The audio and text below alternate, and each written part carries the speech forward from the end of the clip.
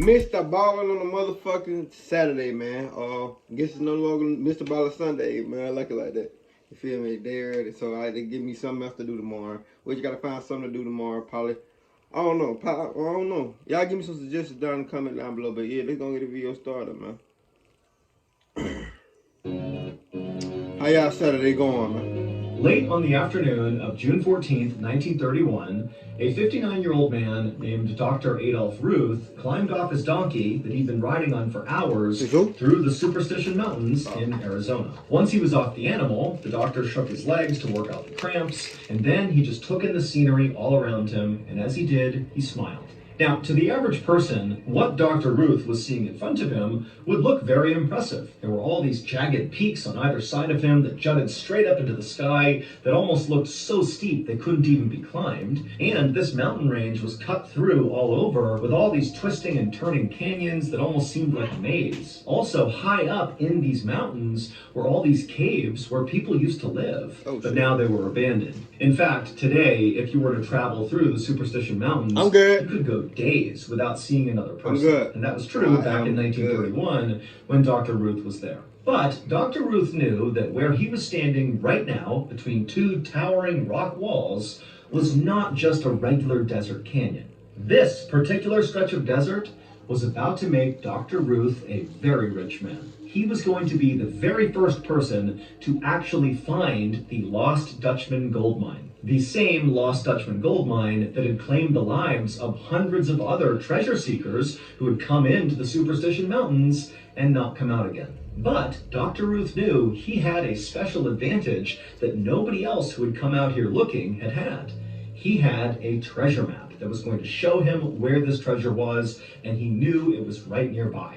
And without even thinking, he reached into his pack that was slung over his shoulder, and he felt the edges of the treasure map, which was folded up and tucked inside of his notebook. But as Dr. Ruth was daydreaming about finding this treasure, he heard someone grunt from behind him. And suddenly Dr. Ruth pulled his hand out of his pack, and he whipped his head around, and he looked at the two cowboy guides who had brought him out here, and Dr. Ruth just said, "What?" In Dr. Ruth's daily life, he was a retired veterinarian and a government employee who worked in Washington, D.C. He was a small guy with glasses, and he walked with a limp, and he knew these two cowboy guides of his just thought he was some frail old man, and this deeply offended Dr. Ruth. And so, because the doctor totally resented these cowboys, he had told them that, yes, I need your help getting me to a particular spot in the desert, but once I get there, you guys are done. You can leave, I'll pay you, and you can just go away, I'll be fine on my own. And as it happened, they had reached this particular spot, and now Dr. Ruth is looking at these guys like, all right, let's go, get out of here, you don't need to be here anymore. But the cowboys, now that they were at this spot where they're supposed to go back home, they kind of hesitated before they left, because they looked at Dr. Ruth, and they did think he was kind of a frail old man, and they knew all about how all these people had died going into this canyon to look for this treasure. And so the cowboy who had kind of cleared his throat and made a noise to get Dr. Ruth to turn around, he chimed in and said, "You know, doctor, I don't know if this is a good idea for you to go in there on your own." And Dr. Ruth, again, is super offended, and he just says to the cowboy, "I'm fine, just go. I'm gonna set up camp, I'm good, get out of here." And then Dr. Ruth pulled out his wallet, he handed some money to the cowboys. The cowboys took the money, they looked at each other and just kind of shrugged, and then the cowboys turned around and began galloping away. And as they did, Dr. Ruth was standing there feeling kind of proud of himself for getting rid of these guys. But as they kind of faded into the distance, Dr. Ruth turned back around and he looked out at the landscape. And suddenly, now that he was actually all alone, a lot of his bravery was now gone. Now he was feeling maybe a little apprehensive. But Dr. Ruth reminded himself that he knew what he was doing. He was not a frail old man, despite the way he looked. He could handle himself, and he certainly knew this area well. He had a map, he'd be in and out, he'd get that treasure, and then he'd be rich and famous. And so, with that in mind, Dr. Ruth grabbed his things off the ground, he hopped back on his donkey, and he began slowly marching his way deeper. At that point, looking for an unforgettable live streaming experience? Welcome to Bigo. The canyon. A little while later, as the sun was starting to set, Dr. Ruth decided it was time to stop, and so he stopped his donkey, he hopped off, he found a clearing by the side of the trail, and he began setting up his campsite. And then finally, once the canvas tent was all set up and his campsite was good to go, Dr. Ruth started a small fire, and then he rolled a small boulder in front of the fire and he sat down on it, and then he reached into his pack and he pulled out that notebook, and from inside the notebook he pulled out the old fragile treasure map. Dr. Ruth's son had acquired this treasure map from a man in Mexico, and this man in Mexico apparently got it from a family that used to do mining in the Superstition Mountains, and they had drawn out this map before apparently they were all massacred inside of the Superstitions. Damn. But somehow or another, their map they had drawn about where they thought this treasure was had survived, and so Dr. Ruth's son had gotten this map and given it to Dr. Ruth. And so Dr. Ruth held the map up and he stared at it for a second, and as he did, he couldn't help but be drawn to this huge rock formation way off in the distance. So not on the map, but actually in real life, basically far down the canyon, there was just this massive rock formation. And for a second, Dr. Ruth was looking at it, thinking it kind of looked like a huge, oversized gravestone. And in a way, it kind of freaked him out. But he looked back at the map and he realized there actually was a drawing on this map that clearly represented this big rock formation.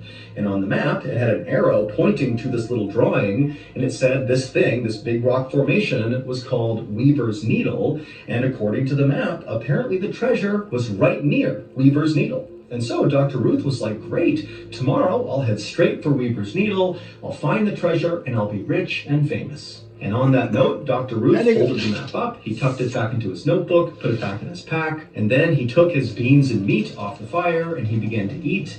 And as he did, he whistled periodically to fill the silence that was filling the entire canyon. Meaty beans is crazy. Back when I first blossomed that for granted, a partnership made right now. Ruth felt relieved, even though he had been adamant, That'll be in the description down below. Especially to the two cowboy guides, that he wanted to go into this canyon by himself.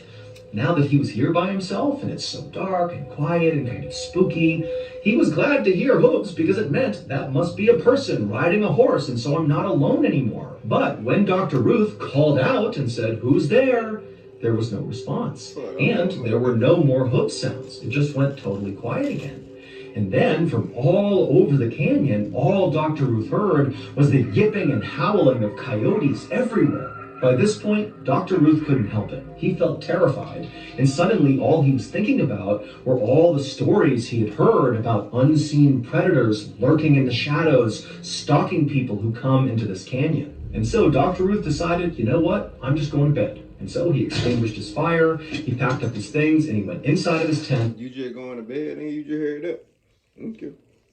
I would have been able to sleep already.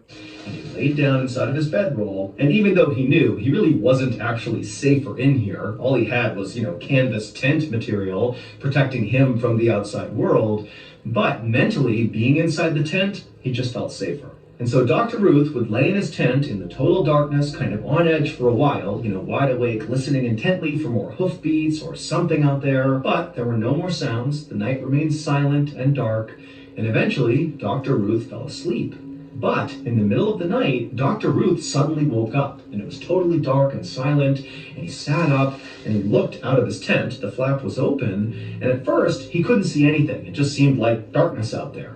But then he realized, moving around very slightly, pretty far away from his tent, but not that far away, were two eyes staring at him, unblinking, just stick.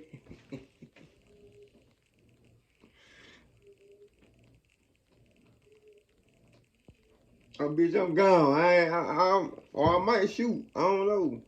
Shit. Staring directly into his tent. And Dr. Ruth, his heart started to race, and he's realizing that an animal, a person, something is right there. And so Dr. Ruth, he was about to yell out when suddenly the eyes blinked and vanished. Dr. Ruth fumbled for his gun, and he drew it, and he aimed it out of the tent, and he yelled, "I'll shoot if you come back, I'll shoot!" But there was nothing. Dr. Ruth would stay awake for at least a couple more hours, just anxiously staring out of his tent, wondering if this thing, this person, whatever it was nearby. But he never saw the eyes again, and there were no more sounds outside. And so eventually, Dr. Ruth did lay back down inside of his bedroll, and he went to sleep. When he woke up in the morning, Dr. Ruth immediately went outside and began walking out in the direction where he saw those eyes to see if he could find some tracks on the ground. In his head, he was hoping he would find a bunch of coyote tracks, and that would explain, what these eyes were. Even though in the back of his head, he's thinking that didn't look like a coyote. And so as Dr. Ruth began walking in that direction, he did begin to see loads of coyote tracks all over the place. And so he's thinking, there it is. It was a coyote. My brain's just playing tricks on me. But he got maybe 15 or 20 feet away from his tent, and he noticed there was another set of tracks that were not coyote tracks. They were human tracks, or what appeared to be human tracks, like barefoot feet tracks, except the size of them were really small, like a child's foot. Now, Dr. Ruth was a really small guy and wore a men's size 6, so he had very small feet. And for a second, Dr. Ruth thought, maybe these are my footprints. But he was like, I wasn't over here, and I wasn't walking around barefoot. So whose tracks were these? And then, making it worse, Dr. Ruth noticed these little prints, these little human-looking prints. They walked all the way over to the side of his tent, and they appeared to circle his tent over and over again. But then the prints didn't wander off and disappear. It's almost like the prints just continued in a circle, and then whatever this was making the prints just stopped where it was and vanished. At this point, Dr. Ruth was terrified, and he decided, let's just go towards Weaver's Needle, let's find this treasure and get out of here. And so he rushed back to his tent, he gathered up his things, he hopped back on his donkey, and he began heading towards Weaver's Needle, the thing that looked like a big gravestone. After riding for a couple of hours, Dr. Ruth was close enough to this huge formation that he was actually inside of the shadow cast by this Weaver's Needle. And when Dr. Ruth consulted his map, he saw that where the treasure was supposedly located was actually within the shadow of Weaver's Needle. And so he knew he was close.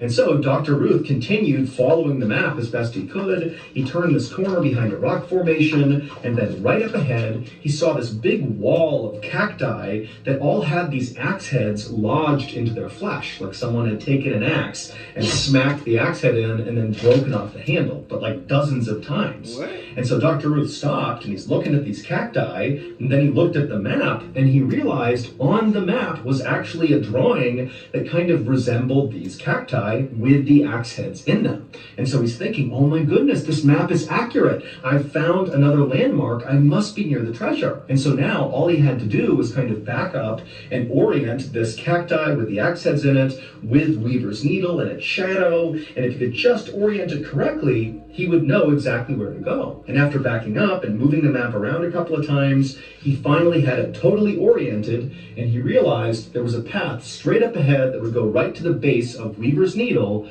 and he thought, that's it, that's where I dig, there's the treasure. And so feeling excited, Dr. Ruth hopped off the donkey, he grabbed his pickaxe, and he began moving in the direction of where he was going to dig.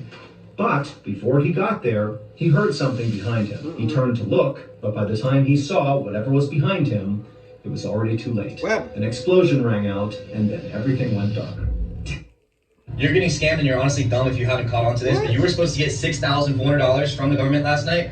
10 days later, those two cowboy guides who had brought Dr. Ruth into the Superstition Mountains, they came back out to check on him, to make sure he was okay. And they found his campsite, and it was abandoned.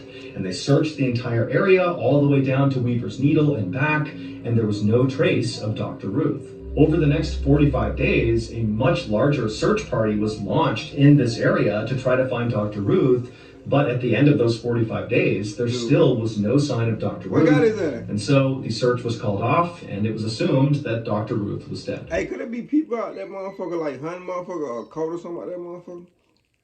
I ain't no way.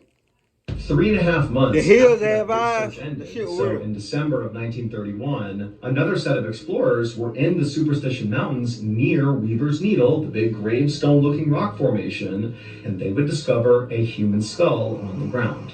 It was Dr. Ruth's skull, and it had 2 gaping holes in the side of it. A month after that, another set of explorers who were in the Superstition Mountains would find the rest of Dr. Ruth's skeleton located approximately 1 mile away from where his head had been found.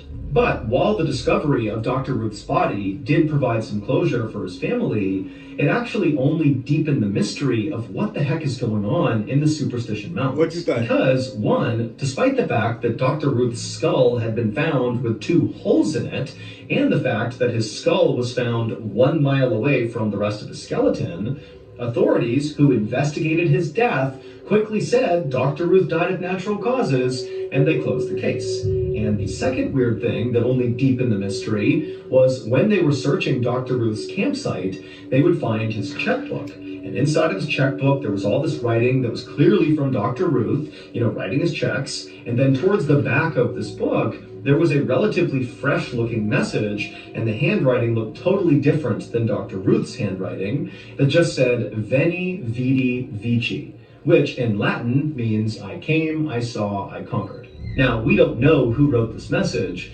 but the running theory is whoever very likely killed Dr. Ruth wrote this note inside of his checkbook. But we don't know why they wrote this note. Now, eventually, people began to think that because of this note that was in his checkbook, that suggests that maybe Dr. Ruth really was on the precipice of actually finally finding this treasure, and maybe the stories were right about the Superstition Mountains, that something lurks in the canyon protecting this treasure, and when it saw Dr. Ruth was about to take the treasure, this thing killed Dr. Ruth to stop him, i.e. they came, saw, and conquered Dr. Ruth. Also, adding to the strangeness of this entire story, in 1945, so 13 years after Dr. Ruth's skeleton was discovered, an adventurer named Barry Storm published a book about his journey to try to figure out what actually happened to Dr. Ruth. And he would say in this book that when he went into the Superstition Mountains, somebody started firing a gun at him from off in the distance, and after taking cover and looking, he couldn't see anybody. And then when he began taking steps farther into the canyon to continue to explore, the shots rang out again. And so Barry Storm ultimately fled the Superstition Mountains, and he would tell people that whoever was out there shooting at him, it seemed like they were shooting warning shots at him. Like, if you come any closer, blow your ass. To this day, no one has ever actually found any hidden treasure in the Superstition Mountains, but about 9,000 people will go out there looking for the treasure every year. Crazy shit. I really think it's a cult out there protecting that gold. My honest opinion, it's a cult out there, or you might have a caveman, like heels advised motherfuckers out there just killing motherfuckers and getting away with it. You feel me? I don't know. That being said, give me your thumbs up, subscribe, see how much on that video. Let's ride. Happy good Saturday. Make sure y'all hit that thumbs up button. Let's ride.